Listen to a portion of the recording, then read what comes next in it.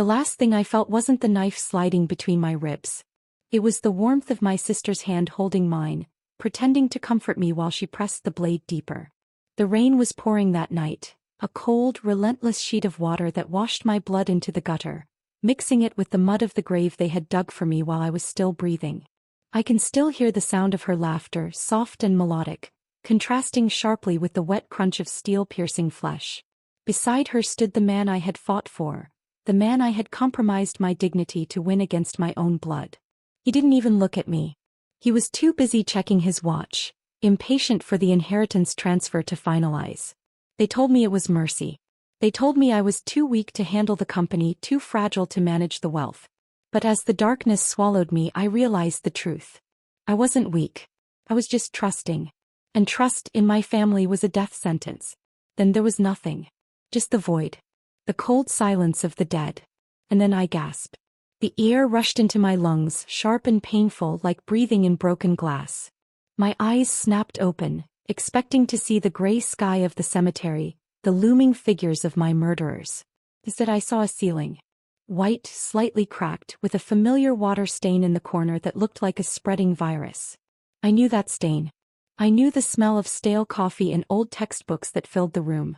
I knew the scratchy texture of the polyester blanket tangled around my legs. I was in my university dormitory. I was 20 years old again.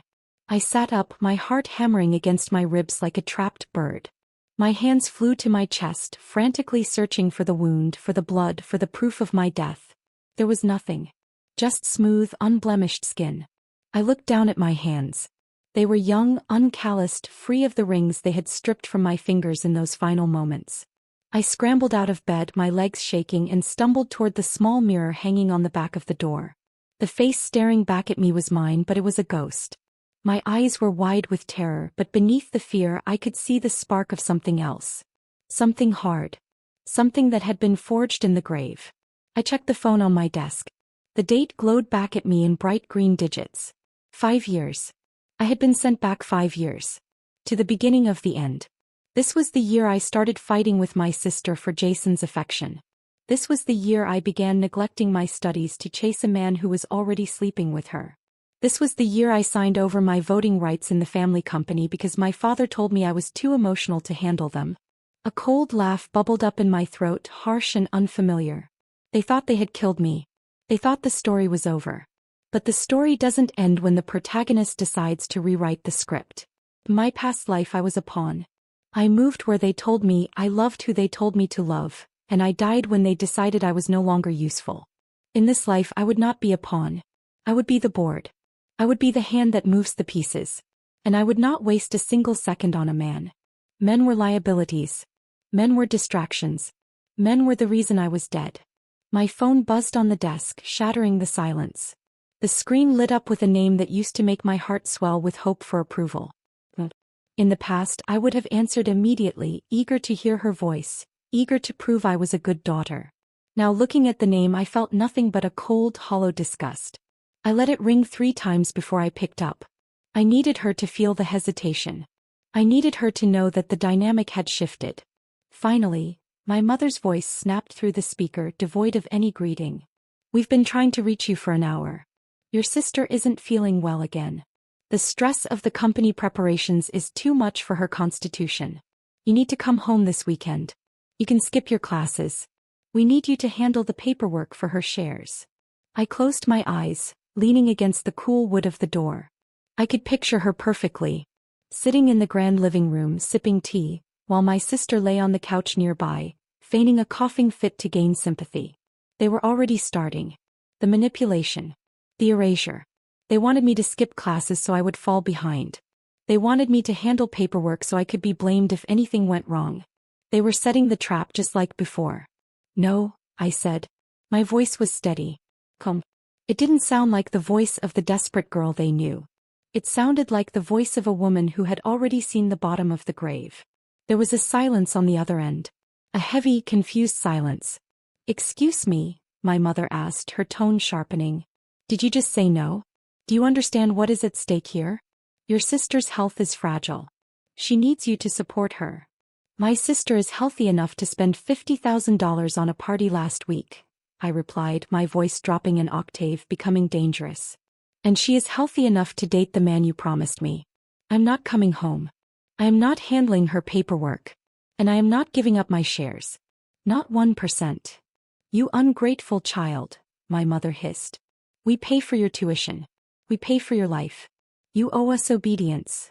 You pay for my tuition because it was stipulated in grandfather's will, I countered, reciting the legal clause I had memorized in my past life during the long nights of regret. If you stop paying, I will sue for emancipation and full control of my trust fund early. Do you want the lawyers involved, mother? Do you want the auditors looking at where the company funds really go? Because I know about the offshore accounts. I know about the money you siphoned to pay for Emily's debts. The silence on the other end was absolute. I had struck a nerve. In the past I was blind to their corruption. Now I saw every crack in their foundation. You wouldn't dare, she stammered. Try me, I said softly. I have nothing to lose. I already died once. What else can you take from me? I hung up before she could respond. I didn't want to hear her screams. I didn't want to hear their excuses. I placed the phone face down on the desk and turned back to the mirror. I stared into my own eyes. They were dark, intense, and filled with a hunger that hadn't been there before. It wasn't a hunger for food or love. It was a hunger for control. I ran a hand over my reflection, tracing the line of my jaw. I was beautiful. I knew that now. In my past life, I tried to hide my beauty to make my sister feel better. I dressed plainly. I spoke softly. I made myself small. Never again. I walked over to my laptop and opened my banking app. The balance was pathetic. Just enough for groceries and books. But it was mine. And I knew the future. I knew which stocks would crash next week. I knew which tech companies would rise from nothing to become giants. I knew the trends before they were trends. This small amount of money was not a limitation. It was a seed. And I was going to plant it in blood soil and watch it grow into a forest that choked them out. I opened a new tab and began to research. E-commerce. Logistics. Fashion. These were the industries I would dominate. But I wouldn't do it alone. I looked around my dorm room. It was lonely. But I didn't want a partner who would betray me. I wanted loyalty. I wanted devotion. I wanted women who were brilliant, beautiful, and hungry just like me. Women who didn't need to be saved but wanted to rule. The thought sent a shiver down my spine, not of fear but of anticipation. In my past life, I was told I needed a husband to secure my position. I was told a woman alone was vulnerable. I would prove them wrong. I would build an empire where the only person I answered to was myself, and the only people I let close were those I chose. Those I owned. I opened a new document and typed a single line at the top of the page. Project Phoenix. Below it, I began to list the names of the companies I would acquire. Below that, I listed the names of the people who would pay for my death. My father. My mother. Emily. I didn't write them with anger. I wrote them with the detachment of a surgeon listing organs to be removed. They were obstacles. And I was the force of nature moving to clear the path. I walked back to the mirror and smoothed down my hair. I needed to go to the bank. I needed to change my passwords. I needed to secure my digital footprint so they couldn't track my investments. I needed to become a ghost in the system until I was ready to emerge as a god. I picked up my bag, slinging it over my shoulder. As I opened the dorm door, the hallway was bright, filled with the sounds of other students laughing, shouting, living their trivial lives. They had no idea what was walking among them. They saw a college student. I knew I was a weapon.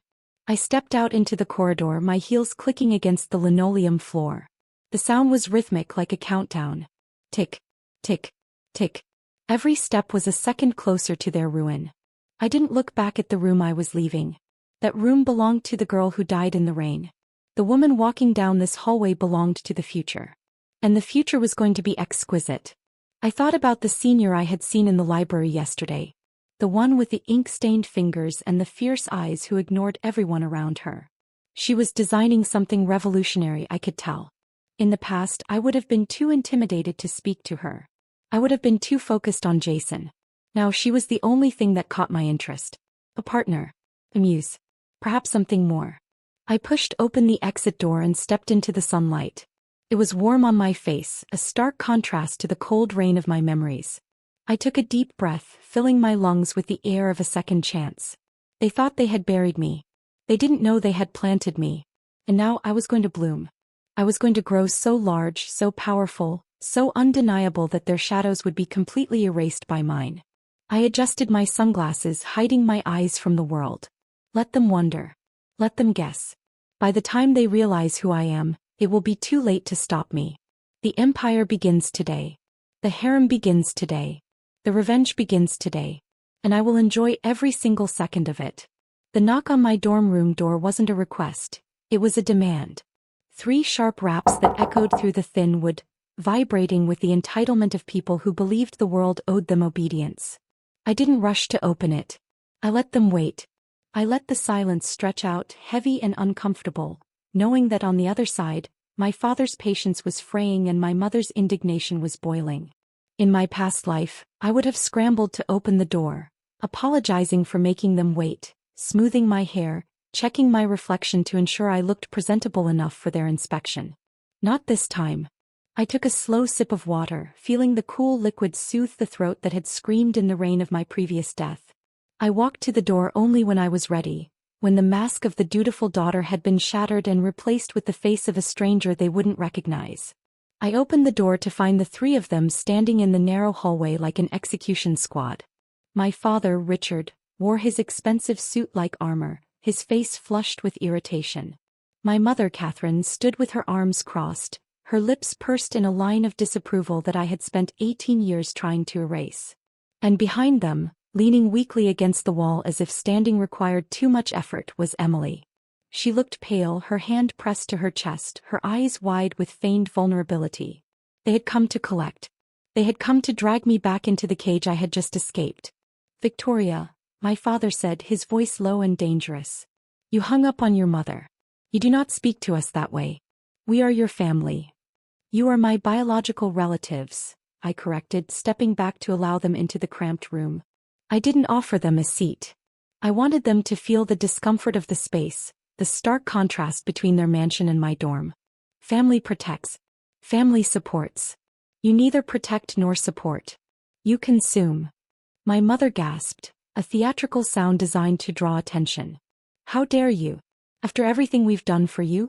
"Emily is suffering, Victoria. The stress of the company is too much for her. She needs you to step in to take the administrative burden so she can recover." Emily coughed, a soft, wet sound that used to make my heart ache with worry. Now I saw the flush of health in her cheeks that she tried to hide with powder. I saw the way her eyes darted around my room looking for something to steal, something to claim. "Vic, please," she whispered, her voice trembling. "I just need you to sign the papers. Just for a little while. Until I'm better." I laughed. It was a dry, humorless sound that made them all flinch. "You want me to sign over my voting rights? You want me to skip my classes to manage a company I own shares in so that you can funnel the profits into your private accounts while I do the work? I know the scheme, Emily. I know the numbers. I know that the stress you're feeling is actually the stress of hiding your gambling debts from father." The color drained from Emily's face, genuine shock replacing the mask. My father stepped forward, his hand raising as if to strike me. I didn't flinch. I stared him dead in the eye, channeling every ounce of the hatred I had cultivated in the grave. "Touch me," I said softly, "and I will release the forensic audit I had prepared this morning. Do you think the shareholders will appreciate knowing where their dividends are going, Richard? Or should I send the files to the tax authorities?" He froze. His hand hovered in the air, trembling with suppressed rage before he slowly lowered it. He realized finally that the lamb had grown teeth. The silence in the room was thick, charged with the shift in power. They had come to dominate me and instead they were being cornered. "I want to transfer," I announced, breaking the silence.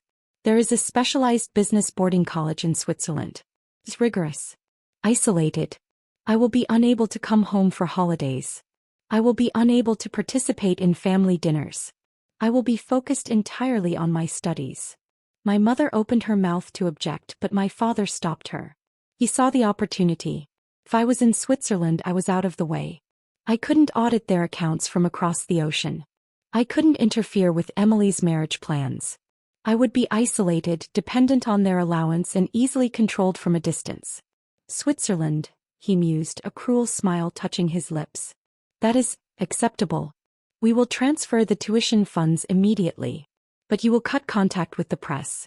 No interviews. No scandals. Agreed, I said. I didn't tell them that the college I was applying to offered full merit scholarships for students with my profile. I didn't tell them that I had already submitted the application yesterday. I didn't tell them that I had no intention of using their money for tuition. They thought they were exiling me. They didn't know I was retreating to my fortress. They left shortly after, dissatisfied but convinced they had won. As soon as the door clicked shut, I exhaled a breath I felt I had been holding for a lifetime. I walked to my desk and opened my laptop. The acceptance email from the Swiss program was already in my inbox. Full scholarship. Housing covered. Stipend included. I was free. But I needed more than freedom. I needed capital. My parents would still send the tuition money. They were too proud to admit I had won a scholarship, and they would want the receipt to prove they were providing for me. I would let them send it. Every cent. Because I knew something they didn't. I knew the market. In exactly 7 days, a small biotech company called Neuralink was going to announce a breakthrough in neural interface technology. Their stock was currently pennies. Within a month it would be worth hundreds.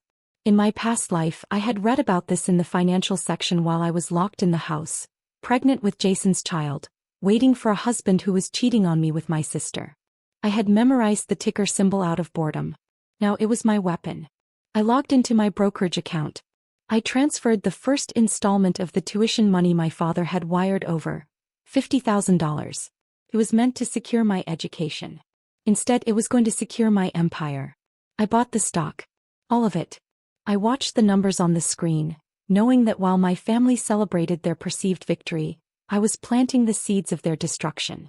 I wasn't just investing money, I was investing time. Time I had stolen from death. As I waited for the transaction to clear, my mind drifted from the cold numbers to something warmer. I thought about the girl I had seen in the library yesterday. She had been sitting near the window, sunlight catching the gold flecks in her brown eyes. She was sketching furiously in a notebook, biting her lip in concentration. I had watched her for 10 minutes before she looked up and caught me. She hadn't looked away. She had challenged me with her gaze. In my past life I would have looked down, ashamed of my attraction, conditioned to believe that only men were valid options. Now I let myself feel the pull. The attraction was a sharp, sweet ache in my chest. Women were not liabilities. Women were not betrayals waiting to happen. Women were allies. They were partners. They were the ones who understood the weight of the world trying to crush them. I wanted to surround myself with them. I wanted to build a circle of women so strong that no man could ever breach it. The girl in the library was a start. But I needed more. I needed warriors. I needed artists. I needed minds that matched my own. I closed the laptop and stood up, walking to the window. The campus below was alive with students rushing to class, oblivious to the financial coup I had just executed. I placed my hand against the glass. My reflection stared back, superimposed over the world outside. I looked different. The slump in my shoulders was gone.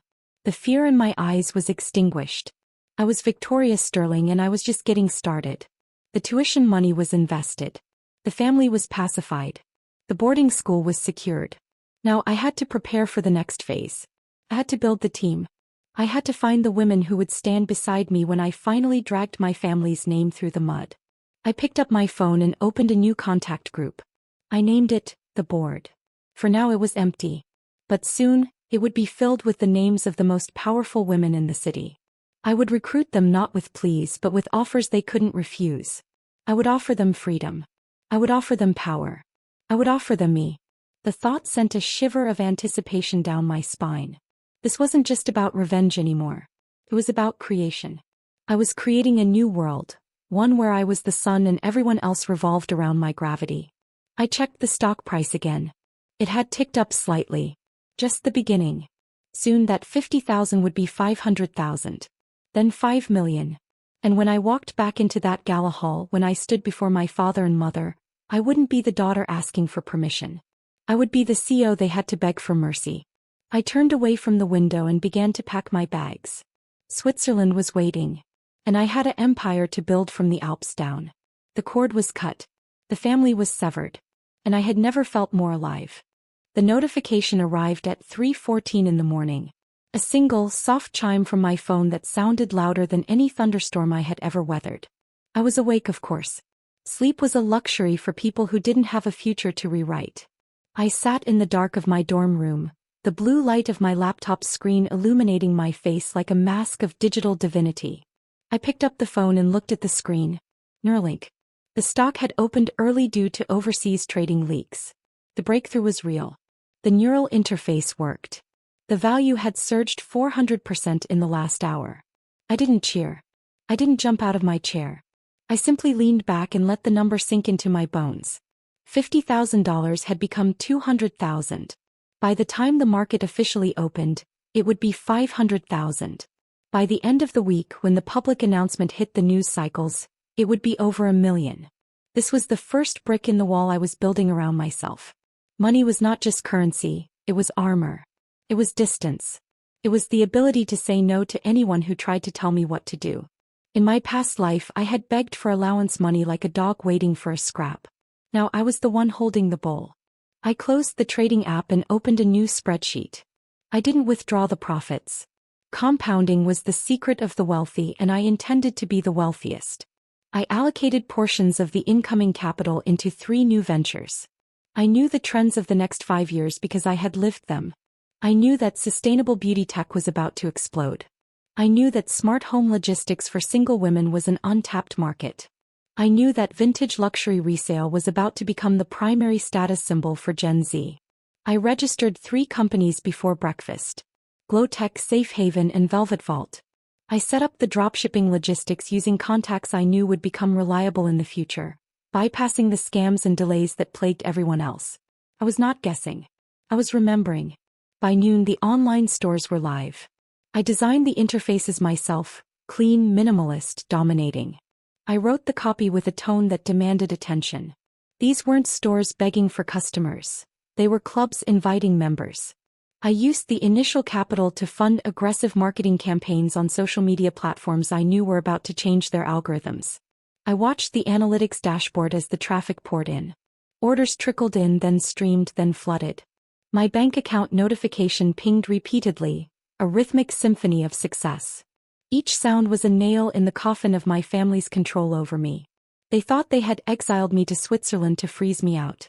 Instead, they had placed me in a neutral zone where I could operate without their scrutiny. But retail was small game. I needed infrastructure. I needed a platform that I owned, controlled, and could use to launch everything else. I spent the afternoon scanning acquisition targets. I was looking for something struggling.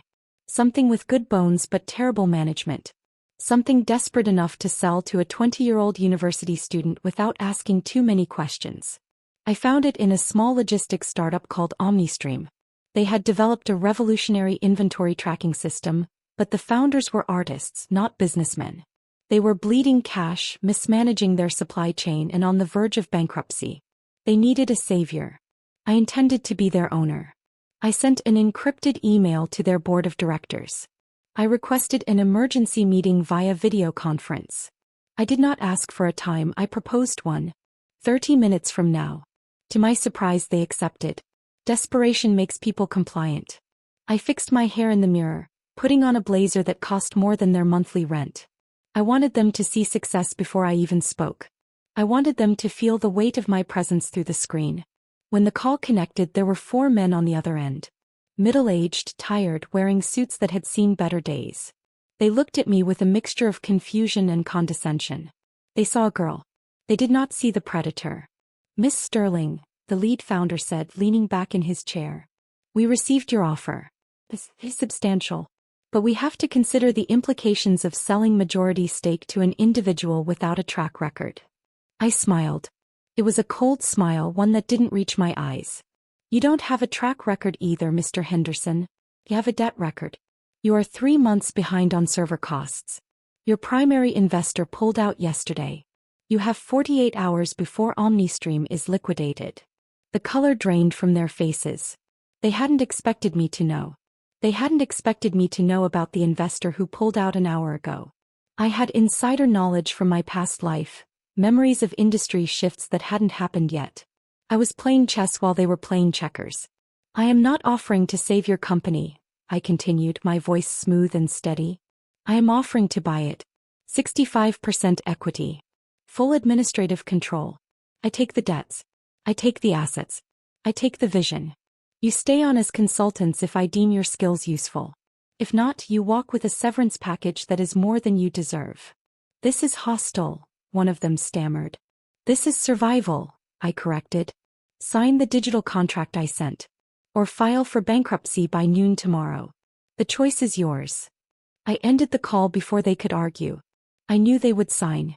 Fear is a stronger motivator than pride. Within 2 hours the contract was executed. I was now the majority shareholder and CEO of Omnistream. I logged into the administrative panel. The dashboard was a mess. Red alerts everywhere. Inefficient routing. Leaked data. It was a disaster. It was perfect. I could fix this. I could mold this into the backbone of my empire. I opened the employee directory. I saw the names of the board members who had voted against innovation, the managers who had embezzled funds, the executives who had harassed the female staff. I had access to their files now. I saw everything. I opened a new email draft. I didn't call a meeting. Meetings were for discussion. This was a directive. I typed out the termination notices. I attached the evidence I had pulled from the server logs. Fraud. Negligence. Harassment. I didn't sugarcoat it. I told them exactly why they were being removed. I told them that legal action would be pursued if they contested. I hit send on 12 separate emails. 12 jobs ended with a single click. I felt no guilt. These were the people who let the company rot. These were the people who would have fired me in a heartbeat if I showed weakness. I was simply cleaning house. I was scrubbing the infection so the body could heal. After the emails were sent, I leaned back in my chair and exhaled. The room was quiet again. The sun was setting outside, casting long orange shadows across my desk. I had made $1 million in a week. I had acquired a company. I had fired a board of directors. And yet the dorm room felt empty. The success was cold without someone to share it with. Not a partner in the traditional sense. I didn't want a husband. I didn't want an equal who challenged my authority. I wanted devotion. I wanted beauty that served power. I thought about the women I had seen on campus today. The way they walked, the way they talked, the potential they wasted on trivial pursuits. They were diamonds buried in dirt. I wanted to dig them up. I wanted to polish them. I wanted to wear them. My mind drifted back to the girl in the library. Elena. I had asked my assistant to run a background check on her during the acquisition process. Old habits of control died hard. She was a senior in the fashion design program. Her portfolio was brilliant, but her grades were suffering because the professors didn't understand her avant-garde style. She was struggling financially, working part-time at a cafe to pay for her materials. She was perfect. She was talented, beautiful, and vulnerable enough to need me, but strong enough to create something worthy of my investment. I opened a new document and typed her name at the top of a new list. Project Velvet. I wasn't just building a company, I was building a court. And every queen needs her muses. I imagined her working for me. Not as an employee but as a partner. I imagined her designs bearing my label. I imagined her standing beside me at galas, wearing her own creations, looking at me with the same intensity one had seen in her eyes in the library. The thought sent a heat through my chest that had nothing to do with business. It was possessive. It was primal. I wanted to own her success just as I owned Omnistream. I wanted to be the reason she succeeded. I closed the laptop and stood up. I walked to the window and looked out at the campus lights. Somewhere out there, my family was sleeping comfortably, thinking I was struggling in a foreign country. Somewhere out there, Jason was probably dating Emily, thinking he had won the prize. They had no idea that the ground beneath them was shifting. I had the capital. I had the platform. I had the vision. Now I needed the face. I needed the talent. I needed the harem that would define this new era. I touched the glass of the window, my reflection ghostly against the night sky. I was no longer Victoria the victim. I was Victoria the empire. And I was just beginning to collect what was mine. The night was young and I had work to do. Tomorrow I would go to the art department. Tomorrow I would meet Elena. And tomorrow the real game would begin. The scent of turpentine and wet clay hit me the moment I pushed open the doors of the art and design building. It was a chaotic organic smell, wildly different from the sterile scent of ozone and polished steel in the business school. Here creativity was messy. It was hands stained with charcoal, floors scattered with fabric scraps, and voices raised in passionate debate over color theory. In my past life I had avoided this building. I had been told that art was a hobby, not a career, and that serious women focused on finance and management. I had listened then. I had buried my own appreciation for beauty under layers of practicality to please a father who only valued profit margins. Now I walked through the hallway with my head high, my heels clicking a sharp rhythm against the concrete floor that silenced the lingering students. I was not here to observe. I was here to acquire. I had spent the night reviewing portfolios. Dozens of them. Most were derivative, safe, boring. They followed the trends instead of setting them. But one name had stood out on the list: Elena Voss. Her sketches were aggressive. They used structure to challenge the softness of the fabric. They were dangerous. And I loved danger. I found the senior studio at the end of the hall. The door was ajar, light spilling out into the corridor. I could hear voices inside. A man's voice, loud and dismissive. A woman's voice, quiet but steady. I stopped outside the door and listened. I wanted to hear her speak before I saw her. I wanted to know if her voice matched the fire in her drawings. "They are too structural, Elena," the professor said. I recognized him. Professor Marx. A man who clung to traditionalism like a life raft. Fashion is about flow. About movement. You are building cages, not clothes. No one will wear this. It is too cold. Too masculine. "It is not masculine," Elena's voice replied. There was a tremor in it, but not of fear. Of frustration. "It is armor. Women don't need to flow anymore, Professor. They need to stand. They need to be protected while they conquer. Why must beauty always be soft? Why can't it be sharp?" "Because it doesn't sell," Mark scoffed. "You need to pass this class. Redo the collection. Use silk. Use pastels. Stop trying to be an architect and be a designer." I had heard enough. The incompetence was palpable. This man was trying to sand down the edges of a diamond because they cut his hands. I pushed the door open. The hinges creaked, drawing every eye in the room. There were about 10 students scattered around the studio, mannequins draped in various stages of completion standing like silent spectators. But my eyes went straight to her. Elena was standing by a drafting table, a piece of charcoal in her hand. She was wearing a black turtleneck that hugged her frame, her dark hair pulled back in a messy bun that allowed stray strands to frame her face.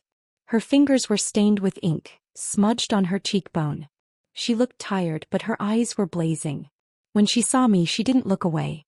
She didn't blush or look down like the others. She assessed me. I walked into the room, ignoring the professor who was puffing up his chest to assert authority in his own domain. "Professor Marx," I said, my voice cutting through the silence. "You are wrong." He blinked, startled by my intrusion. "Excuse me? Who are you?" "This is a closed studio session." "I am Victoria Sterling," I said, letting the name hang in the air. Even within the university, the Sterling name carried weight, though most didn't know the extent of my recent independent ventures. And I am an investor. I know what sells. And I know that safety is the death of innovation. Softness is outdated. Power is the new luxury. I stopped beside Elena's table. I looked down at the sketch she had been defending. It was a gown, but constructed like a suit of armor, sharp shoulders, corseted waist, made of a material that looked like liquid steel. It was breathtaking. It was exactly what the world needed and exactly what my family feared. A woman who could not be broken. "You cannot just come in here and disrupt my class," Mark sputtered, his face turning red. "I am not disrupting," I corrected, turning my gaze to him. "I am correcting. This student sees the future. You are stuck in the past. I suggest you grade her work based on its merit, not your insecurity. Or I will have a word with the dean about your tenure track. I hear the board is looking for reasons to cut funding for outdated departments." The threat was veiled but clear. Marx paled. He knew the Sterling family donated to the university. He didn't know I controlled the purse strings now, but he wasn't willing to risk it. He muttered something about reviewing the criteria and hurriedly retreated to his office, closing the door behind him. The room exhaled. The other students looked at me with a mixture of awe and fear. I didn't care about them. I turned to Elena. She was watching me, her charcoal hand resting on the table. Her eyes were wide, the fire in them tempered with confusion. "Why did you do that?" she asked. Her voice was lower than I expected. Smoky. Because you were right, I said. I stepped closer, invading her personal space. I wanted to see how she reacted to my proximity. Would she step back? Would she flinch? She held her ground. She smelled of paint and vanilla. It was an intoxicating combination. And because I have a proposition for you. I don't need charity, she said quickly, her chin lifting. I can fight my own battles. I know, I replied, my voice dropping to a murmur that was just for her. If you needed charity, I wouldn't be interested. I don't invest in victims, Elena. I invest in partners. I don't want to give you money. I want to give you a platform. I want to build a brand around your vision. No more professors telling you to use pastels. No more compromises. Just you, your designs, and my resources. She stared at me, searching my face for the catch. Everyone had a catch. In her experience, men wanted her body. Women wanted her labor. They didn't want her mind. What do you want in return? She asked cautiously. Exclusivity, I said. Your designs belong to me. Your talent belongs to this company. And I paused, letting the silence stretch between us, thick and heavy. I reached out, my hand hovering near her face. I saw her breath hitch just slightly. I brushed the smudge of charcoal from her cheekbone with my thumb. Her skin was warm. Her eyes fluttered closed for a fraction of a second before snapping open again. And you belong to my vision. I take care of what is mine. I protect what is mine. But I also demand loyalty. Absolute loyalty. It was a bold move. Borderline inappropriate for a first meeting. But I was not playing by standard rules. I was building a harem of power, not just a company. I needed her to understand the dynamic now. I was the leader. He was the muse. And there was a line between those two roles that I intended to blur. She didn't pull away from my touch. She leaned into it almost imperceptibly. She was hungry for recognition. She was hungry for someone who saw her not as a student but as a force. What is the brand? She whispered. Velvet and vine, I said. Softness and strength. Just like you. I let my hand drop, but I kept my eyes locked on hers. I have the capital. I have the logistics. I have the marketing. I lack the soul. You are the soul. Think about it. But do not take too long. I move fast, Elena. And I do not wait for people who are unsure. I turned to leave, knowing that walking away was the final power move. I needed her to chase the opportunity, not have it forced upon her. I reached the door before I heard her voice stop me. Victoria. I turned back. She was holding the sketch tight against her chest, her knuckles white. When do we start? I smiled. It was the first genuine smile I had worn since my rebirth. Tomorrow. My office. 9 a.m. Do not be late. I walked out into the hallway, the door clicking shut behind me. My heart was beating faster than it had during the stock trade. This was different. This was personal. I had secured the talent. I had secured the loyalty. But as I walked back toward the business wing, I realized I had also secured something else. A connection. In my past life, my relationships were transactional. I gave love to get security. This time I was giving security to get love. But it would be on my terms. I pulled out my phone and sent a message to my new assistant. Draft the contracts for Velvet and Vine. Equity split. 40% for Elena, 60% for me. Voting rights. 100% mine. I wanted her to feel like a partner, but I needed to ensure control. It wasn't distrust. It was protection. I would not let anyone else dictate her worth again. Not professors. Not investors. Not men. I would be the shield that allowed her to be the sword. As I walked, I passed a group of male students laughing loudly in the corridor. They looked at me, whistling softly. I ignored them. They were background noise. They were irrelevant. My focus was on the woman in the studio with the ink-stained fingers. She was the future. And I was going to wrap the world around her designs. The sun was setting again, casting long shadows across the campus. I thought about my family. They would be having dinner now. Father would be complaining about the market. Mother would be praising Emily's latest useless accomplishment. They thought I was alone in Switzerland, struggling. They thought I was weak. Let them think it. Let them sleep comfortably in their ignorance. While they slept, I was building an army. Elena was the first soldier. The first queen. There would be others. I could feel it. The empire was growing not just in wealth but in influence. And every woman I brought into my circle would be another brick in the wall that kept my family out. I touched my cheek where I had touched hers. The skin still tingled. It was a good feeling. It felt like ownership. It felt like love. But mostly it felt like power. And I was addicted to it. The warehouse smelled of sawdust and industrial cleaner, a raw, unfinished scent that reminded me of potential. It was a vast open space in the district of the city that most investors avoided, a place of broken windows and graffiti-covered walls. To anyone else it was a ruin. To me it was a canvas. I stood on the mezzanine level looking down at the floor below where my team was working. They were all women. That was the only requirement I had set when I acquired the lease. I did not want men lurking in the shadows of my creative space. I did not want the male gaze polluting the environment where we were building something sacred. I wanted a sanctuary. A place where beauty was not consumed but created. Where power was not taken but shared. I watched them move below me. There was Sarah, the head seamstress, whose hands moved over the fabric with the precision of a surgeon. There was Priya, the logistics manager who was organizing the shipment manifests with a fierce intensity. And there was Elena standing at the center of it all, directing the fitting session. She looked different today. The exhaustion from the university studio was gone, replaced by a vibrant energy that came from having resources. She was wearing one of her own prototypes, a structured blazer with sharp lapels that accentuated the curve of her waist. She looked commanding. She looked like mine. I had given her the keys to the kingdom, and she was ruling it with a grace that surprised even me. But then I never made mistakes in my selections. I only chose the best. I walked down the metal stairs, my heels clicking against the grate. The sound drew their attention. They stopped working and looked up. There was a reverence in their eyes that I had grown accustomed to. It was not fear. It was respect. They knew who paid their salaries. They knew who had rescued them from dead-end jobs and discriminatory bosses. I had recruited them personally. I had interviewed them not just for their skills but for their loyalty. I wanted women who had been overlooked, women who had been told they were too ambitious, too aggressive, too much. I told them they were exactly enough. And in return I asked for their devotion. It was a fair trade.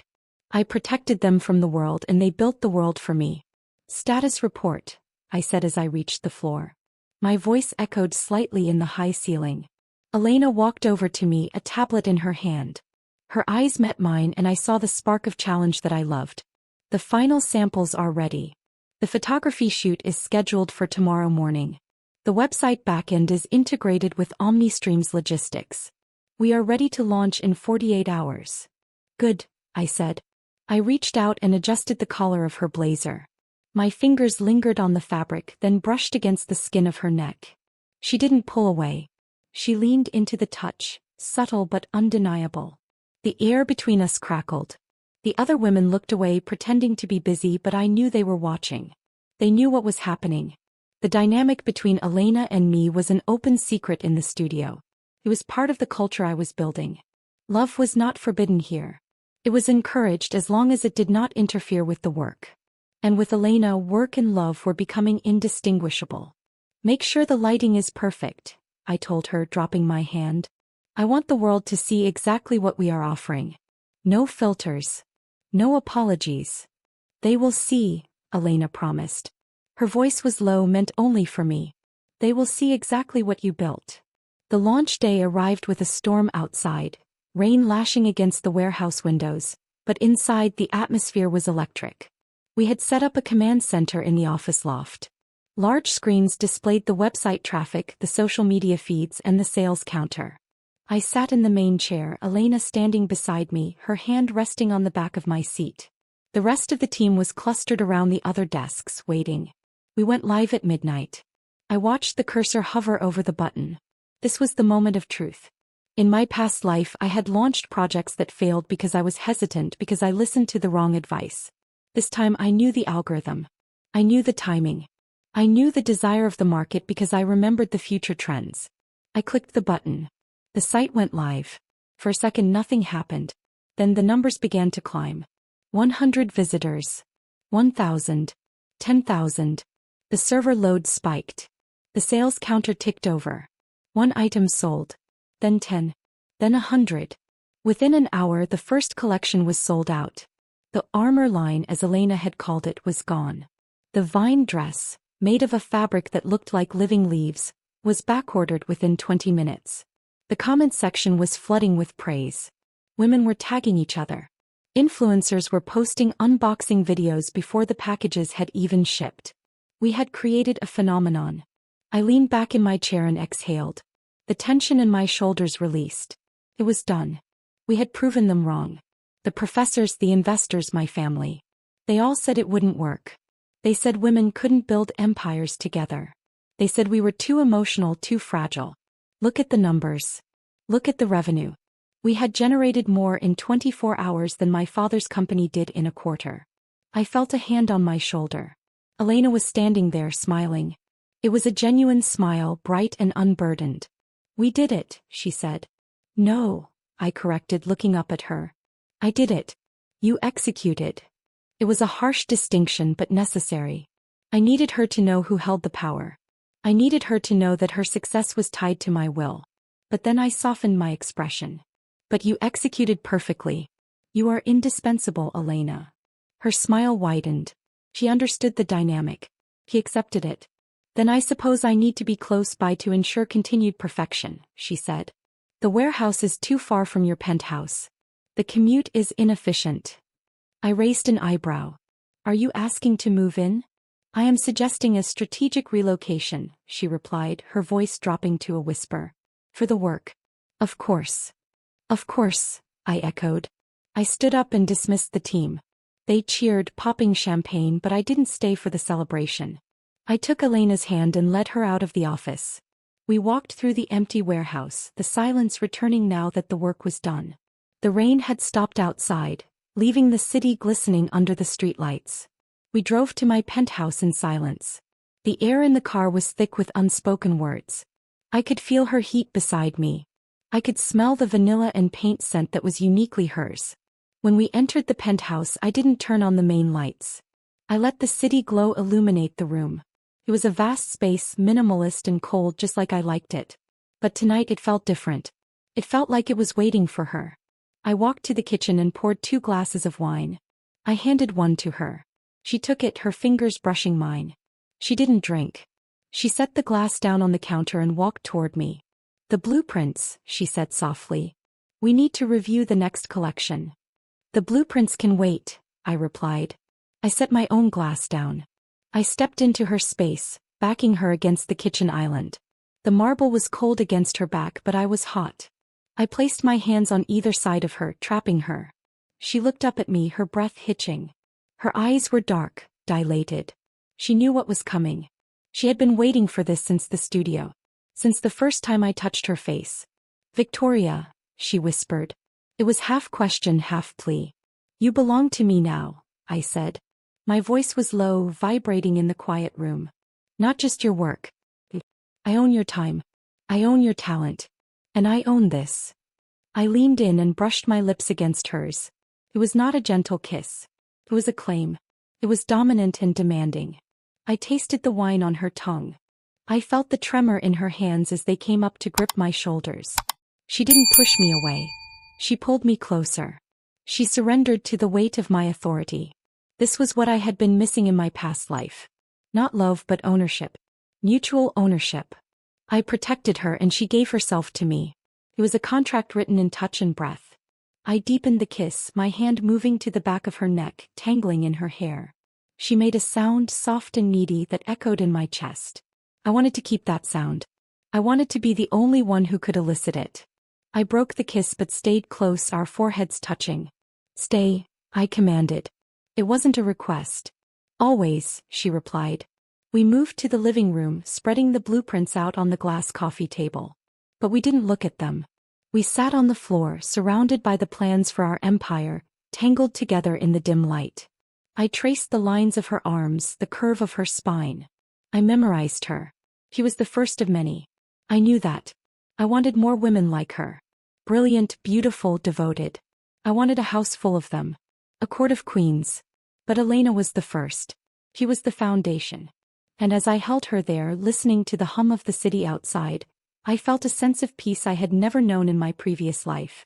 I was not alone. I was not weak. I was Victoria Sterling. And I had everything I needed. The family could rot in their mansion.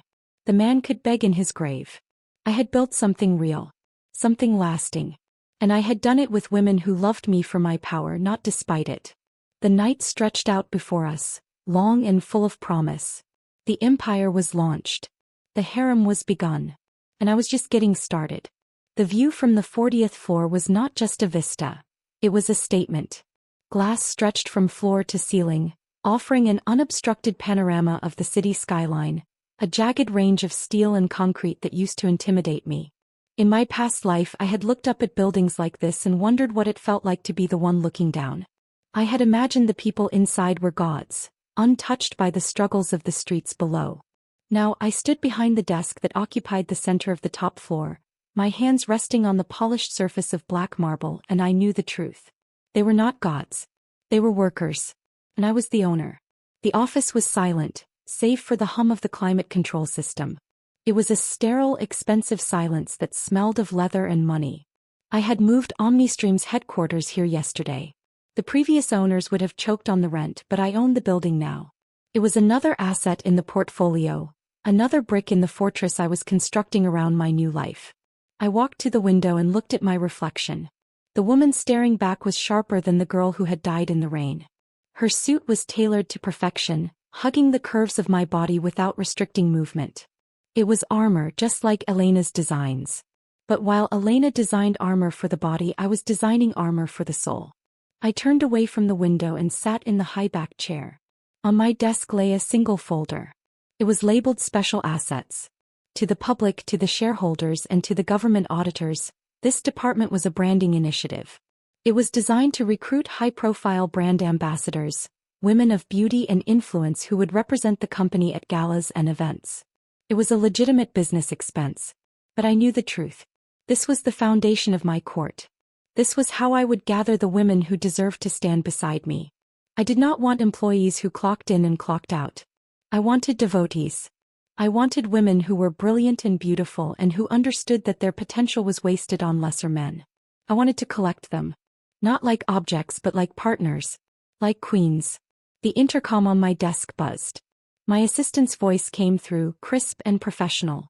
Ms. Sterling, your next appointment is here. Ms. Lin for the CFO position. I pressed the button. Send her in. I did not stand up. I wanted her to come to me. I wanted her to walk across the expanse of the office and feel the weight of the space. I wanted her to feel small before I made her feel big. The double doors opened. Audrey Lin walked in. She was nothing like Elena. Elena was fire and ink and bold strokes. Audrey was water and glass and quiet precision. She wore a simple navy suit that was slightly too large for her frame, as if she was trying to hide herself within the fabric. Her hair was pulled back severely, exposing a neck that was pale and delicate. She wore glasses with thin silver frames that slid down her nose when she looked down. And she was looking down. She carried a portfolio case in both hands, clutching it like a shield. She stopped in front of my desk. She did not speak. She waited for permission. Good. She understood hierarchy. I looked at her resume again, though I had already memorized it. Top of her class at MIT. Former analyst at a Fortune 500 company before she was pushed out for refusing a superior's advances. Brilliant with numbers. Shy with people. Perfect. I needed someone who could manage the billions I intended to make without asking questions about the source. I needed someone who would be loyal to me because I was the only one who had ever protected her. I let the silence stretch for a full minute. I watched her shift her weight. I watched her fingers tighten on the portfolio. I wanted to see how she handled pressure. Ms. Lin, I said finally. My voice was low, echoing slightly in the large room. You were fired from your last position. Why? She flinched. Her eyes darted up to meet mine for a second before dropping back to the floor. There was a discrepancy in the accounts, she said softly. My supervisor wanted me to sign off on fraudulent transactions. I refused. He claimed I was incompetent. He claimed I was difficult. I looked at her. I saw the truth in the tremor of her hands. She was not incompetent. She was honest. In my past life, honesty was a weakness that got you killed. In this life, I would make it a strength that got you paid. And now you are here, I said. Seeking employment from a woman who is 20 years old. Who has no formal business degree. Who owns a company that did not exist a year ago. Do you think I am a risk, Audrey? He swallowed. I noticed the movement of her throat. It was vulnerable. It made me want to protect her. It made me want to own her. Oh, Miss Sterling, she said. Her voice was gaining strength. I have reviewed your portfolio. Neuralink. Omnistream. Velvet and Vine. Your growth trajectory is impossible. It is not risk. It is inevitability. I smiled. She had done her homework. He was smart. I stood up. I walked around the desk. I wanted to be close to her. I wanted her to smell my perfume. I wanted her to feel the heat radiating from me. I stopped inches from her. She did not step back. She held her ground, though I could see the pulse beating rapidly in her neck. You're right, I said. It is inevitability. And I need someone to manage the inevitability. Someone who will not look away when the numbers get too big. Someone who will not ask why I know things before they happen. Someone who belongs to me. I reached out and took the portfolio from her hands. Our fingers brushed. Her skin was cool. Mine was warm. She looked up at me then. Really looked at me. Behind the glasses, her eyes were a deep, dark brown. They were intelligent. They were lonely. I saw myself in them. I saw a woman who had been told she was too much and not enough all at once. I saw a woman who was waiting for a hand to pull her out of the shadows. I placed the portfolio on the desk behind me. I did not look at it. I already knew she was qualified. I was not hiring her for her skills. I was hiring her for her loyalty. I walked back around the desk and sat down. I picked up a pen. I slid a contract across the marble surface. This is the offer, I said. The salary is 3 times what you made at your last firm. The bonus is unlimited. The benefits include full medical, housing allowance, and personal security. She looked at the paper. Her eyes widened. This is generous, she whispered. Too generous. Nothing I give is too generous, I said. But there are conditions. She looked up. Conditions? I leaned forward, resting my chin on my clasped hands. You will work for me. You will manage my finances. You will protect my assets. But you will also belong to my vision. You will be part of my inner circle. You will attend events with me. You will travel with me. You will be available when I need you. Not just professionally. Personally. I did not shy away from the implication. I wanted her to understand what she was signing up for. This was not just a job. It was a life. It was a commitment. I build empires, Audrey. And I do not build them with strangers. I build them with family. With women I trust. With women I keep close. Do you understand? She stared at me. The air in the room was thick. I could see the conflict in her mind. The fear of the unknown warring with the desire for safety. She had been burned by men who used her. She was being offered protection by a woman who demanded everything. Why me? She asked. Her voice was barely a whisper.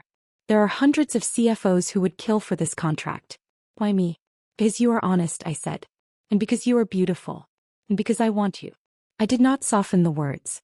I wanted them to land with weight. I want you in my office. I want you in my confidence. And I want you in my life. If you sign this, you are mine. I will take care of you. I will ensure no one ever hurts you again. But you must give me your loyalty. Absolute and unconditional. She looked down at the contract. Her hand hovered over the pen. He was trembling. But it was not fear anymore. It was anticipation. She picked up the pen. She signed her name. Audrey Lynn. The ink was black and permanent. She set the pen down and looked at me. Her eyes were different now. The fear was gone. Replaced by a quiet resolve. I am yours, she said. I stood up and walked around the desk again. I stopped in front of her. I reached out and adjusted her glasses. They were slightly crooked. I pushed them up the bridge of her nose. My fingers lingered on her cheek. She leaned into the touch just as Elena had. Just as I knew they all would. Women were starving for this. Not just for money. But for recognition. For someone to see them and claim them. Welcome to the team, Audrey, I said. Welcome to the Special Assets Department. She smiled. It was a small smile, shy but genuine. Thank you, Victoria. She used my first name. I had given her permission. I stepped back and gestured to the door. Your office is next to mine. You start now. There is work to be done. She nodded and turned to leave. At the door she paused and looked back. I will not disappoint you, she said. I know, I replied. I dismissed her with a nod. When the door closed, I was alone again. But the room felt different. It felt less empty. I had added another piece to the puzzle. Elena was at the warehouse building the brand. Audrey was in the next office building the bank. Soon I would have security. I would have legal. I would have a house full of women who loved me and worked for me and belonged to me. I walked back to the window. The sun was setting, casting long shadows across the city. Somewhere out there my family was eating dinner. Somewhere out there Emily was plotting. They thought I was isolated. They thought I was alone. They had no idea that I was building an army. An army of women who would burn the world down for me if I asked them to. I touched the glass again. My reflection smiled back. It was a predatory smile. I was collecting power. I was collecting beauty. I was collecting love. And I was never going to let go. The empire was growing. The harem was growing. And I was the center of it all. I turned away from the window and sat back at my desk. I opened the next folder. There were more interviews tomorrow. More women to meet. More souls to claim. I picked up my pen. I had work to do. The silence was the loudest sound I had ever heard. It was not the absence of noise but the absence of connection. For weeks my phone had been a fortress. Every call from the Sterling family estate was met with an automated message stating that the subscriber was unavailable. Every text was delivered into a void where I had deleted the thread before it could even register as read. I imagined them on the other end. My father, Richard, pacing the grand hallway of the mansion, his face purple with rage. My mother, Catherine, clutching her pearls, whispering about ungrateful children to anyone who would listen. And Emily. Poor fragile Emily. She was the one who felt the silence the most. She was used to me being the safety net. When she fell, I was there to catch her. When she needed money, I was there to work for it. When she needed a scapegoat, I was there to take the blame. Now the net was gone. And she was dangling over the edge. I sat in my penthouse, the city lights sprawling beneath me like a sea of diamonds.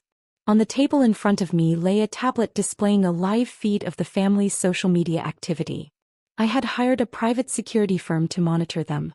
Not to protect me but to watch them squirm. It was fascinating. The calls had started 3 weeks ago. Polite at first. Then demanding. Then desperate. Now they were furious. But the most interesting development was today. Emily had taken to Instagram. She posted a picture of herself looking pale and weary, sitting in the family garden. The caption was a masterpiece of manipulation. Missing my sister so much. Worried about where she is. Please pray for her safety. She has been acting strangely since she left. The comments poured in. Concerned friends. Family acquaintances. People who remembered the Sterling name. They asked questions. Where's Victoria? Is she okay? Why isn't she answering? And then the subtle poison began to seep in. Emily replied to select comments. She says she is busy with work, but I know she is struggling. She never had a head for business. I fear she has fallen in with a bad crowd. She was planting seeds. She was trying to explain my absence and my sudden wealth without admitting that I had cut them off. If I was struggling, then her failure to control me was excusable. If I was wild, then her fragility was justified. She was rewriting history in real time. I scrolled through the comments, my expression unreadable. Audrey stood beside me holding a stack of financial reports. She had settled into her role beautifully. The shy girl who clutched her portfolio was gone. In her place was a woman who wore tailored suits and looked at me with unwavering devotion. She knew her place. She knew who held the power. Victoria, she said softly. The sentiment analysis is complete. Public perception is shifting. They are beginning to question her narrative.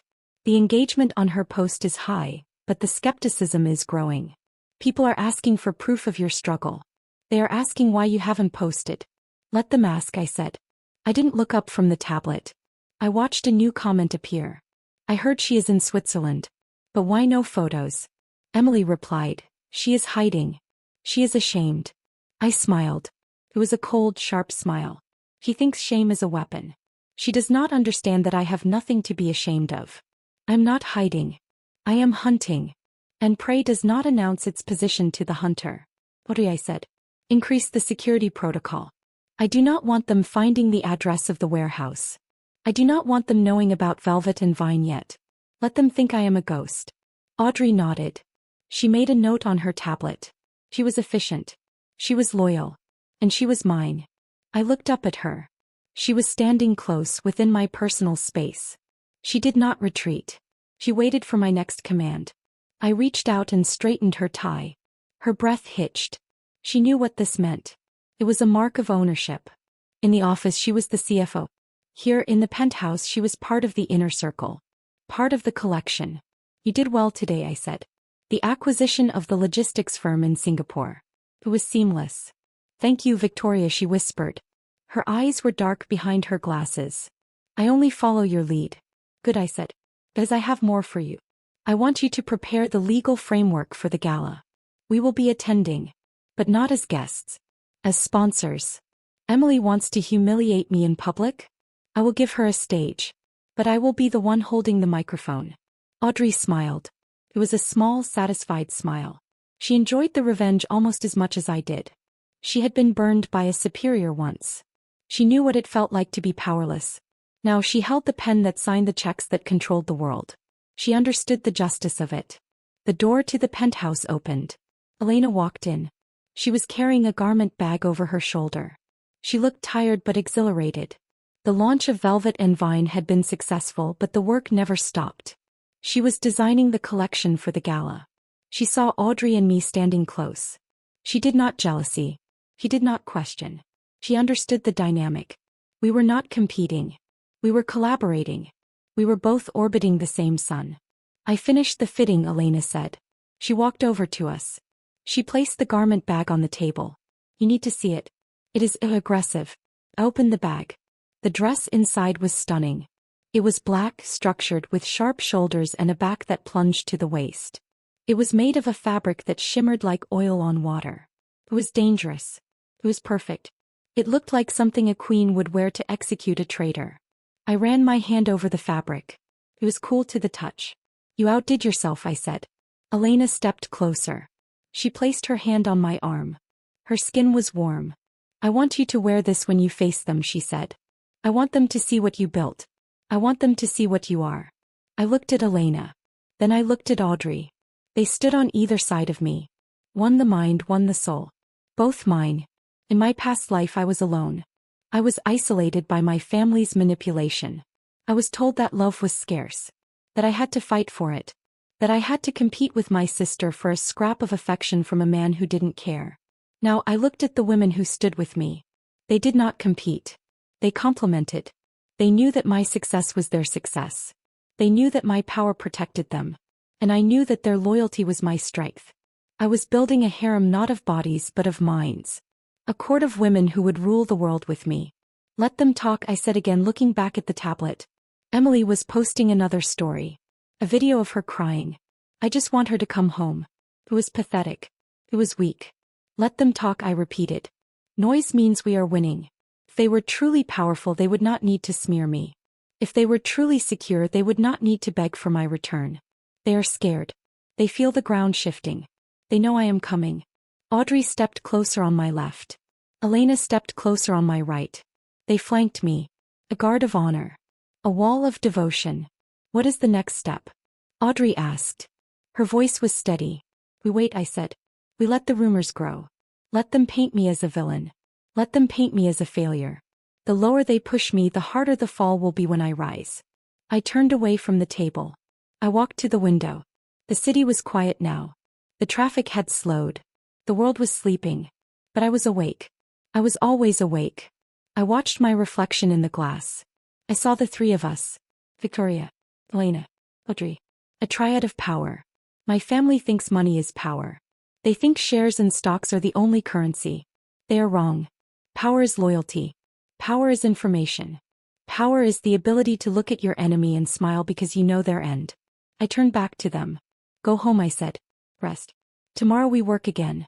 Elena hesitated. She looked at the couch. We could stay, she suggested. The design room is ready. We could review the accessories. Audrey nodded. The financial projections for the quarter can wait until morning. I looked at them. I saw the desire in their eyes. Not just for work. For proximity. They wanted to be near me. They wanted to share the space. I felt a surge of possessiveness. They were mine. And I liked having them close. Stay, I said. But not to work. To rest. I gestured to the living area. There are guest rooms. But you are welcome to share the master suite. It is large enough. It was a test. A boundary push. I wanted to see if they would accept the intimacy. Elena smiled. He understood. Audrey blushed, but she did not look away. They accepted. We moved to the living area. The mood shifted. The business talk faded. The air became heavier, warmer. We sat on the couch. Elena leaned against my shoulder. Audrey sat at my feet, resting her head against my knee. I ran my hand through Elena's hair. I rested my hand on Audrey's shoulder. They sighed. They relaxed. This was the true empire. Not the buildings. Not the money. The trust. The closeness. The knowledge that when the world came for me they would stand in the way. My family had tried to break me by isolating me. They had tried to make me believe I was alone. They had failed. I was never alone. I was surrounded. I was protected.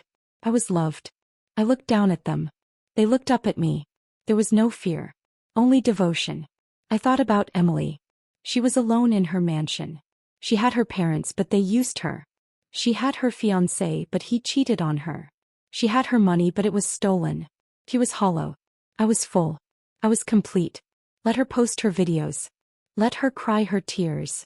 They were empty calories. They would not sustain her. When the gala came, when the truth was revealed, she would starve. And I would feast. I closed my eyes. I felt the weight of their heads against me. I felt the warmth of their bodies. I felt the pulse of the city outside. Sleep, I commanded softly. They obeyed. They settled into the cushions. I stayed awake. I watched over them. I was the guardian. I was the leader. I was the empire. The night stretched out before us, long and safe. The silence was no longer empty. It was full. Full of potential. Full of power. Full of us. And tomorrow the world would see what we had built. But for now we rested. The calm before the storm. The quiet before the face slap. I smiled in the darkness. I was ready. They were ready. And my family, they had no idea what was coming. The boardroom was silent, but it was a different kind of silence than the one I had grown used to in my past life. Back then, silence meant I was in trouble. It meant my father was disappointed, or my sister was plotting, or Jason was bored. It was a silence of judgment. Today, the silence in the Omnistream headquarters was heavy with awe. It was the silence of people realizing they were in the presence of something greater than themselves. I stood at the head of the table, my hands resting on the polished mahogany surface. Behind me, the massive screen displayed a graph. A single green line that started low on the left and shot vertically toward the top right corner. It looked like a cliff. It looked like a weapon. 8 months. That was all it had taken. 8 months since I had acquired this company when it was bleeding cash and on the verge of collapse. 8 months since I had fired the incompetent board members and installed my own people. 8 months since I had implemented the algorithms I remembered from the future, optimizing logistics, predicting trends, and slashing inefficiencies. The number on the screen glowed in bright green. Revenue growth. 100 times. We had multiplied the revenue over 100 times in less than a year. We were no longer a startup. We were a unicorn. We were a global player. And I owned 65% of it. I looked around the table. The executives sitting there were a mix of retained talent and my new recruits. They were mostly women. I had made it a priority to promote those who had been overlooked by the old boys club. They looked at me with a mixture of fear and adoration. They knew I was ruthless. They knew I had fired people who wasted my time. But they also knew I rewarded loyalty extravagantly. They knew that if they succeeded they would be rich. If they failed they would be gone. There was no middle ground. I picked up the laser pointer. I clicked it. The red dot danced on the screen. This is not luck, I said. My voice was calm, but it carried to every corner of the room. This is precision. This is what happens when you remove the ego from the equation. This is what happens when you stop trying to please men and start trying to please the market. I paused. I let the implication hang there. Some of the men in the room shifted uncomfortably. They knew they were on borrowed time. Their roles were being phased out, replaced by women from my special assets department. We are expanding into Europe next week. Asia the following month. I want the logistics network ready. I want the warehouses stocked. I want no errors. Yes, Miss Sterling, they chorused. It was like a prayer. Meeting adjourned, I said. I didn't wait for them to stand. I turned and walked out of the room. I didn't need to hear their congratulations. I didn't need their validation. I knew what I had done. I walked down the hallway to my private elevator. The doors slid open immediately. I stepped inside and pressed the button for the penthouse office. As the elevator ascended, I caught my reflection in the mirrored walls. I looked powerful. The suit I was wearing was custom-made by Elena. It fit like a second skin. It reminded me of who I was.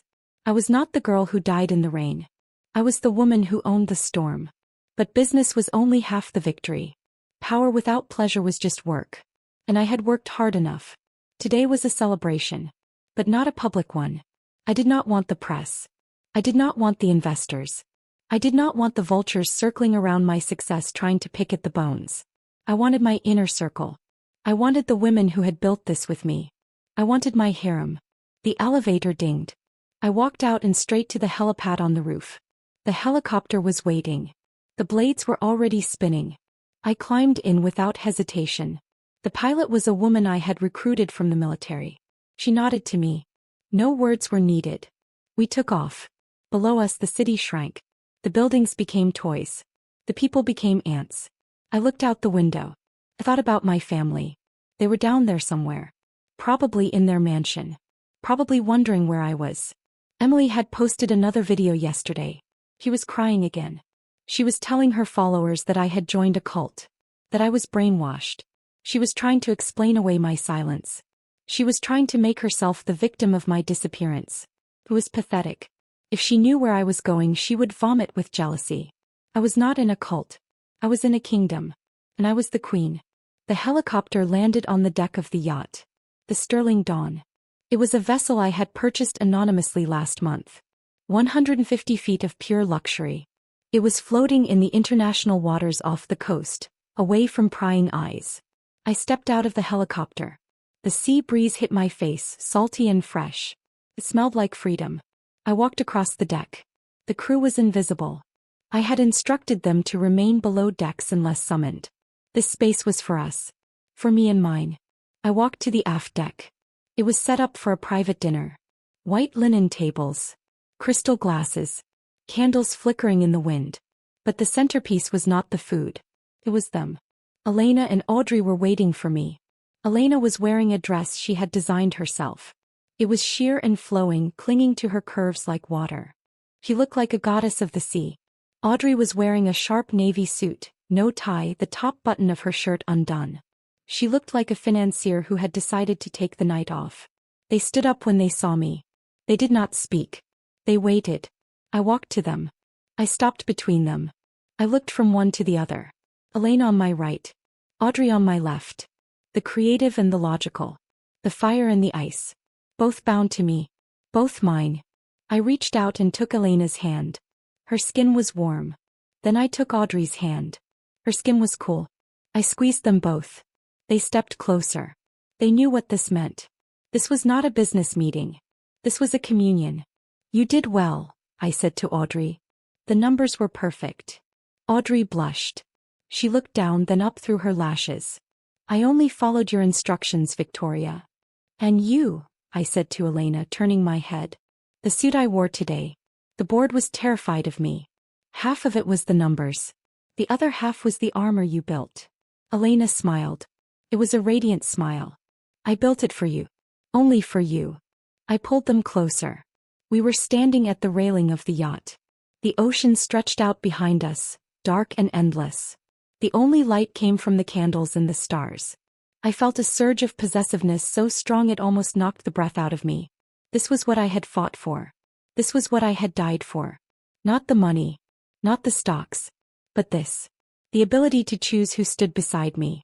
The ability to love without shame. In my past life I had to hide my desires. I had to pretend to want Jason. I had to pretend to be straight. I had to pretend to be weak. Now I was surrounded by women who knew my darkness and loved me for it. Come, I said. I led them to the lounge area. There was a large sofa facing the ocean. I sat down in the center. I did not ask them to sit. I waited. Elena sat on my right, leaning her head on my shoulder. Audrey sat on my left, resting her hand on my knee. They fitted perfectly, like pieces of a puzzle I had solved. I poured champagne into 3 glasses. I handed them out. We drank. The bubbles tasted like victory. To the Empire, I said. To the Empress, Elena corrected softly. I laughed. It was a genuine laugh. To the Empress, then. We clinked glasses. I set mine down. I turned to Elena. I brushed a strand of hair behind her ear. Her eyes closed. She leaned into my hand. You are tired, I observed. The collection, she murmured. It takes everything out of me. But seeing you wear it, it puts it back in.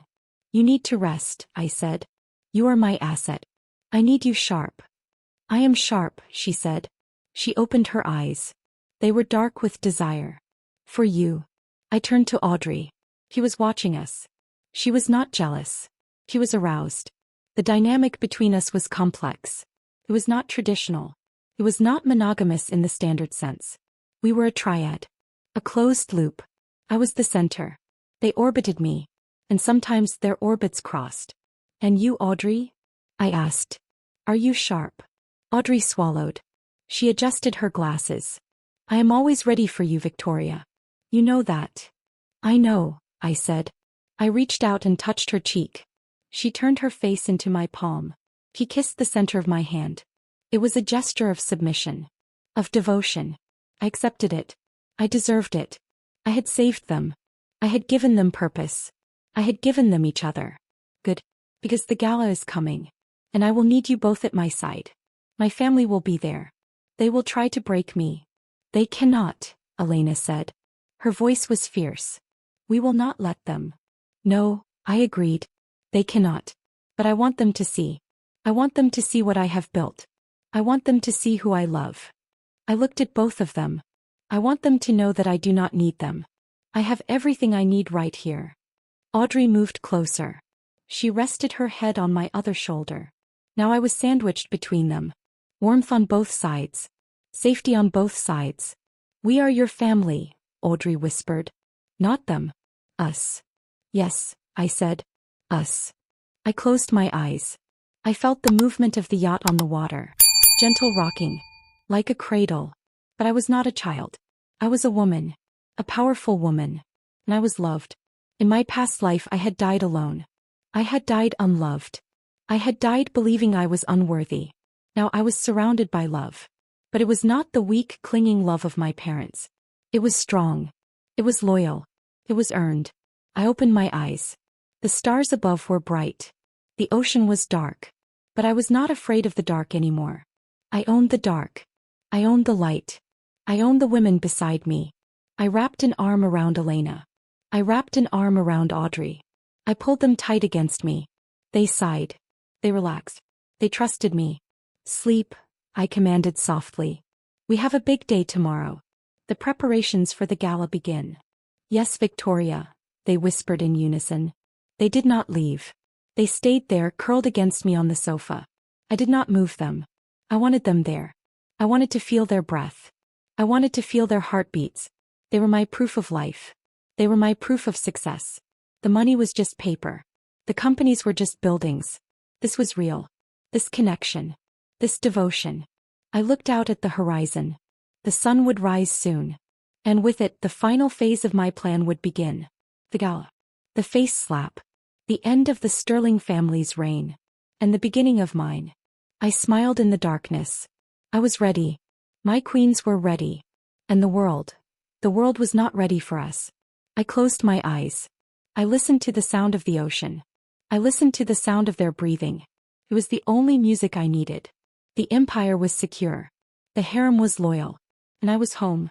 The report on my desk was thin, but the weight of the information contained within those few sheets of paper was heavy enough to crush a lesser person. Audrey had placed it there silently this morning, her expression unreadable behind her glasses. She knew what it contained. She knew what it meant. It was a transcript of a recorded phone call. Not mine. Emily's. He had been speaking to Jason. The man who had killed me in my past life.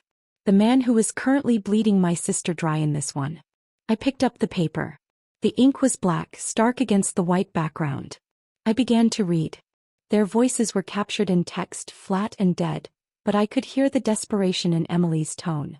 He was begging. He was refusing. I need you to stand by me, Jason, Emily had said. The gala is next week. If she shows up, we need to be united. United? Jason had replied. His voice was cold. Emily, look at the accounts.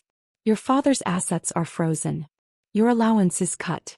Victoria is blocking every transfer. What do you have to offer me? I have the family name, Emily had pleaded. The name is tarnished, Jason had scoffed. And you're fragile. I need a partner who can handle the pressure. Victoria was strong. You're just broken. I lowered the paper. A slow smile spread across my face. It was not a happy smile. It was the smile of a predator watching the trap snap shut. In my past life, Jason had chosen Emily because he thought she was easier to control. He thought I was too strong, too independent. He wanted a doll he could dress up and display. But Emily was not a doll. She was a drain. And now that the money had stopped flowing, now that I had severed the artery of the family wealth, he was losing interest. He was a parasite. And parasites only stay attached as long as the host is bleeding profit. Now that the host was dry, he was looking for a new vein. I stood up and walked to the window of my office. The city was gray today, the sky heavy with impending rain. It matched the mood of the Sterling mansion, I was sure. Emily was panicking. She knew Jason was slipping away. She knew her parents were turning on her, blaming her for failing to secure the merger with my companies. She was alone. And when a cornered animal is alone, it becomes dangerous. The lashes out. I tapped the glass. I knew what she would do. She would try to drag me down with her. If she couldn't have the money, she would have my reputation. She would try to paint me as the villain who abandoned her sick sister.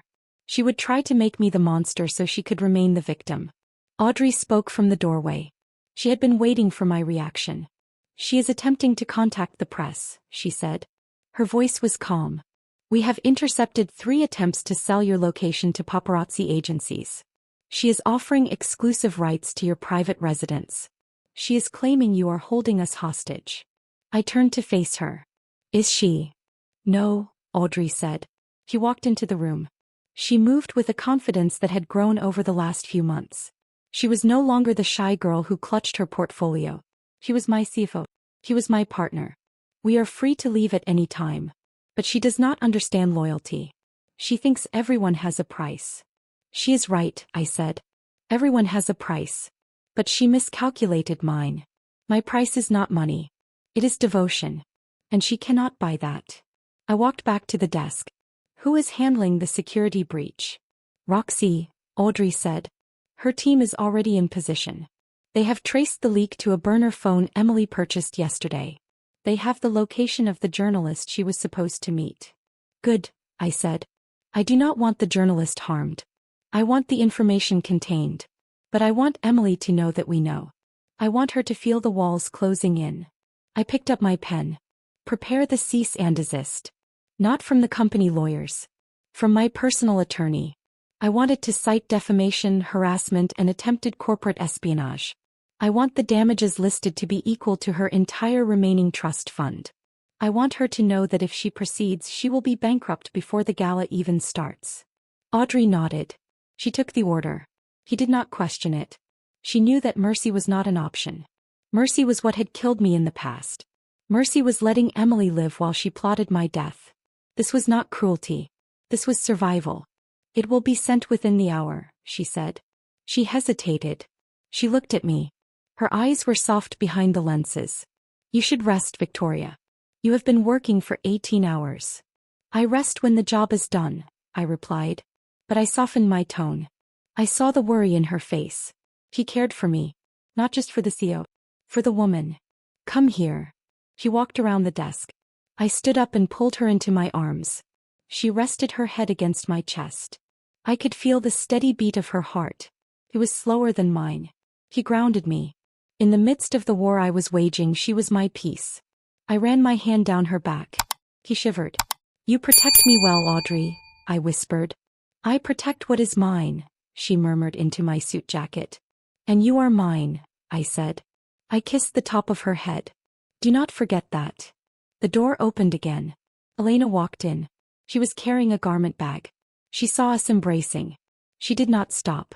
She did not apologize. She walked over and joined the circle. She placed her hand on my arm. The legal document is drafted, she said. I reviewed the clauses. They are aggressive. They need to be, I said. I did not let go of Audrey. I reached out and pulled Elena closer. Now I had them both. The mind and the soul. Emily is trying to sell my location. She thinks she can profit from my privacy. She is desperate, Elena said. She looked up at me. Her eyes were dark, filled with a fierce protectiveness. She does not know you. If she knew you, she would know you cannot be bought. She would know you are the buyer. Exactly, I said. I looked between them. The gala is in 3 days. They plan to humiliate me there. They think I will arrive with nothing. They think I will be the poor cousin coming to beg. You will arrive as the queen, Audrey said. And you will be there? I asked. Always, Elena said. I designed the security details uniforms myself. They will be invisible. But they will be there. Roxy is finalizing the perimeter, Audrey added. No one gets to you without our clearance. Not even your father. I felt a surge of warmth in my chest. It was not just love. It was power. The power of knowing that I was surrounded by women who would burn the world for me. In my past life I had stood alone against them. I had faced Jason and Emily with nothing but my own trembling hands. Now I had an army. I had a shield. I had a harem that was not just for pleasure but for protection. Good, I said. Then let them try. Let them send the press. Let them send the lawyers. Let them send whatever they have. We will crush them. I released them and walked to the window again. The rain had started. It streaked down the glass, blurring the city lights.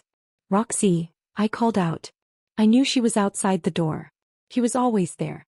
The door opened. Roxy stepped in. She was tall, muscular, with short cropped hair and eyes that scanned the room constantly. She wore a tactical suit that was tailored to look like business attire. He was the head of my security. She was the muscle behind my mind. Miss Sterling, she said. She nodded to Audrey and Elena. They nodded back. They respected her. She respected them. We were a unit. The leak? I asked. Contained, Roxy said. The journalist has been persuaded. He will not publish. Emily's phone has been cloned. We know every contact she has. We know every plan she makes before she makes it. Good, I said. Send the legal notice. Then I want you to double the guard at the warehouse. I do not want Elena's designs leaked before the gala. I want the reveal to be perfect. It will be, Roxy said. Nothing gets past you. Dismissed, I said. She left. Silent as a shadow. I turned back to my women. 3 days, I said. 3 days until the end of the Sterling legacy. 3 days until the beginning of mine.